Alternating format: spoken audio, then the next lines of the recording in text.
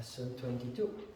We continue reading from the Hatha Pradipika, but we make a jump now. We finished the previous session reading Sutra 20, and 21 is the start of Kriya, the introduction of Kriya, which was introduced to, in case of the eventuality occurring that we don't understand pranayama or do not have enough energy yet, Kriya is then introduced, which we have done already. And so we pick up in the text after the Kriyas. Chapter 2, Sutra 39. Even Brahma and the other gods devoted themselves to the practice of pranayama because of the fear of death. So one should practice control of energy.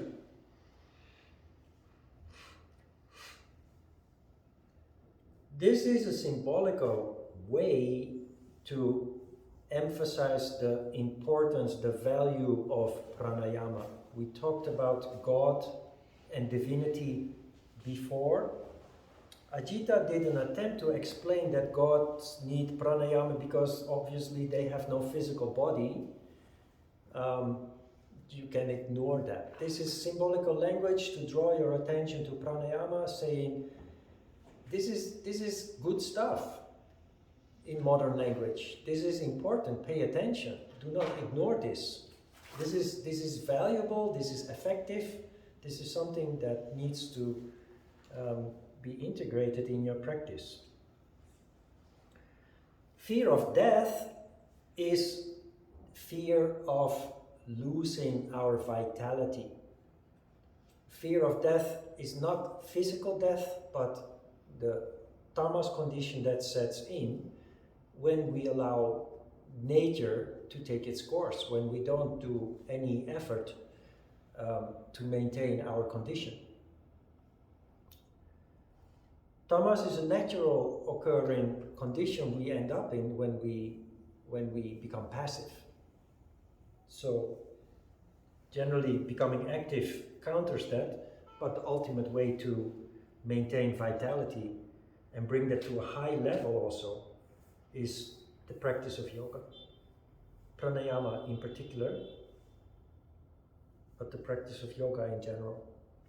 Sutra 40.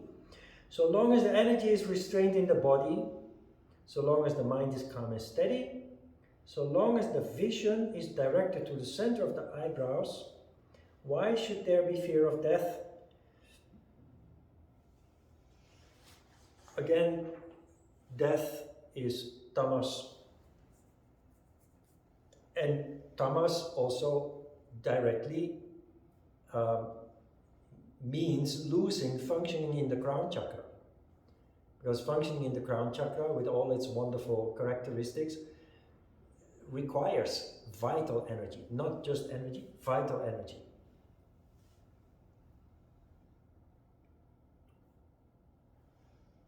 So as long as you practice, as long as you maintain your energy household, there's no need to be afraid of losing your function in the crown chakra.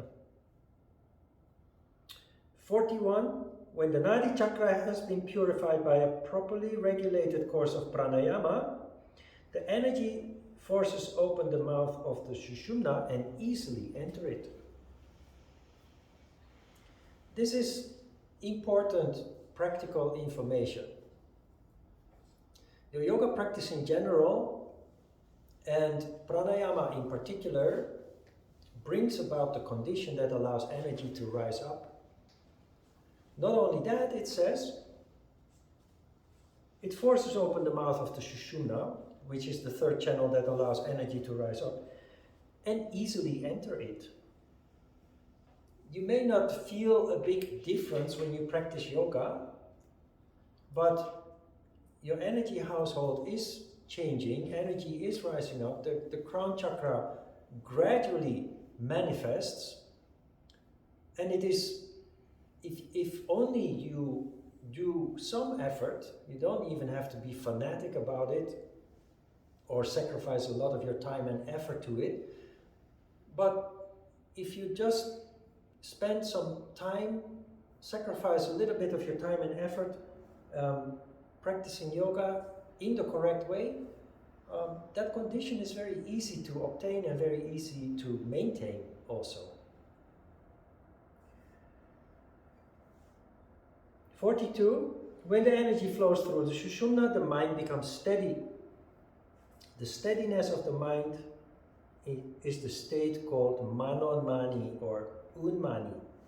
Remember the 3-syllable mantra belonging to the crown chakra is Unmani. The state called Manonmani, therefore, is the condition in which you're functioning with the crown chakra. You're functioning all over, of course, with an additional quality that many people do not possess, and that is the quality of the crown chakra, state called Manonmani. 43. To attain it, those who know the procedure practice various sorts of kumbhakas. By practice of the various kumbhakas, diverse siddhis are obtained. Those who know the procedure are people like you and me, who have learned, who are initiated into the real practice of pranayama. The various kumbhakas are the 8 pranayama exercises that are described after Nadi Shodhana pranayama. Diverse siddhis are the supernatural and paranormal abilities that we gradually start to manifest. 44. The different kumbhakas are now described. There are 8 kumbhakas, namely Surya Betana, Ujjayi, Sitkari, Shitali, Bhastrika, Brahmari, Murcha, and Plavini.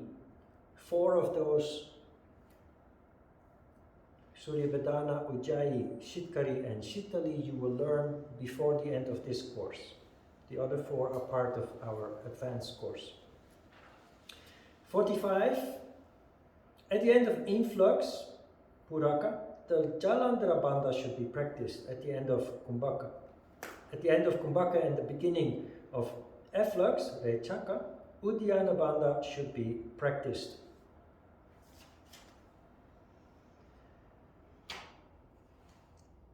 This is a little bit confusing, and I think this is in line with some of the other booby traps that we have come across.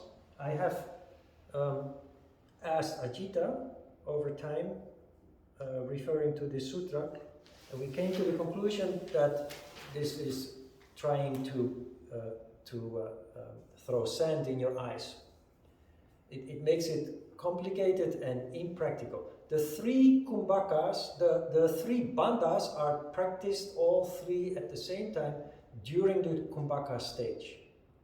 Not at the end of outflow or at the beginning of inflow or the way that is described here. So let's just keep it simple.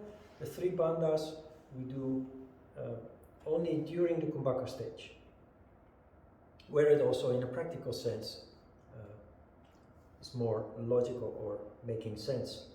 46. Contracting the throat in the Jalandhara Bandha and the anus in the Mula Bandha at the same time, and by drawing back the abdomen in the Uddiyana Bandha, the energy flows through the Sushumna, Brahma Nadi, or the energy channel of God that leads to God, or the crown chakra. So here, all 3 are described in a physical way. That's the only way to describe them. And now you are also being confronted with Uddiyana Bandha, which works in accordance with the same principle as Jalandhara Bandha and Mula Bandha. When you erect, You feel that your abdomen are gently sucked in, not in an exaggerated way as some teachers make you do or believe that it's supposed to be done. It's a subtle engagement. The same way that the neck stretches up and the pelvic bottom muscles are gently engaged when you erect. The belly is being pulled back a little, gently, as a result of that straightening of the spine.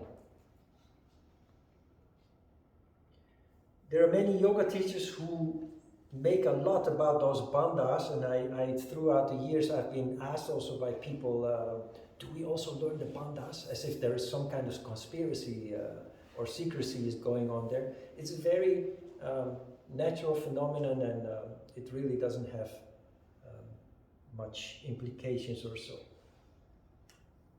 47, raising the apana upwards, then ignore what is written between square brackets. Raising the apana upwards, the prana should be brought downwards from the throat. The yogin then becomes a youth of 16, freed from old age. You have the perfect energy condition here, where energy rises up in large amounts, while at the same time energy descends in large amounts. Remember the Star of David as a symbol of the heart chakra. That is an indication that both energies enter in abundance. From the bottom, Shakti, from the top, Shiva rising up, leading to an open heart chakra, which is a direct representative of the crown chakra. The crown chakra does not have a physical presence, and it also doesn't manifest through here, but it basically manifests through the heart. The heart is the representative of the crown chakra. So one does not go without the other.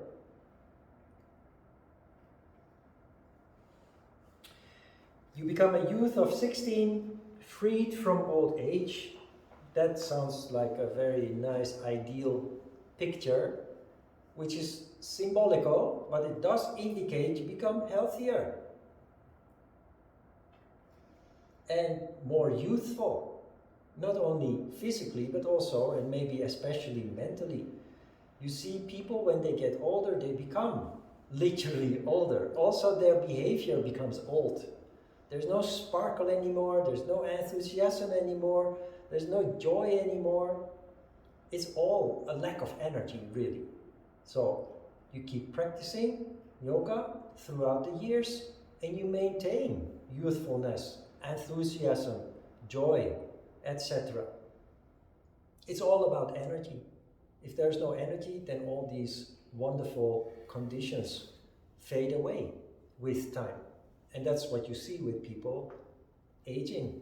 And I mentioned before the examples of the Dalai Lama and Bishop Desmond Tutu, because those are two wonderful examples of people truly portraying spirituality. You can call these two men saints, because they show that they are full of vital energy, which shows that they are functioning in the crown chakra. While they are in their 80s, and unfortunately Bishop Desmond Tutu passed away a couple of months ago. While being so old, you can see them acting like children sometimes. When they're together or when they're with children, they dance in their robes, they giggle, they prank each other, they joke a lot. And that is all a matter of vital energy. You should start to worry when you stop enjoying fooling around, joking, kidding, especially with people that you try in relationships with partners and what have you. It sounds strange, but joking with each other, making fun with each other, pranking each other, in a good-hearted way, of course, not in a malicious way. It's spirituality. Because that's the expression of vital energy. So when that goes lost, the vitality goes lost, the energy drops, and you're not functioning in the crown chakra anymore. This is a little bit a tricky issue because sometimes people do not take it well when you are light-hearted and joking, because ego makes them suspicious of your motive, and they try to find something malicious in your light-hearted way of communicating. So you have to be a little bit careful there. Good. Sutra 48 is the introduction of Surya Betana Pranayama, so we will do that starting from lesson 33. When we have repeated Nadi Shodhana Pranayama 13 times. Next week, we will start with the beginning of Sutra, of chapter 1, I'm pretty sure.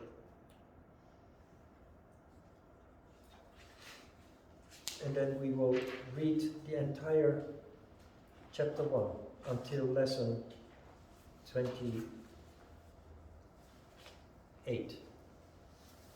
27 will be the last lesson that we read Hatha Yoga Pradipika, and then we go back to the files that I sent you.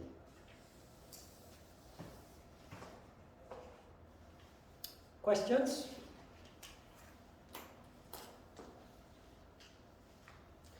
Keep pranayama simple. Go through the steps and let time prove that it works. Time and, of course, regular practice. Give it the benefit of the doubt, try it out, and prove for yourself that it works, or not. If it really doesn't have any effect on you after a couple of weeks of trying on a regular basis, then let it go. You're free. Be free. Okay?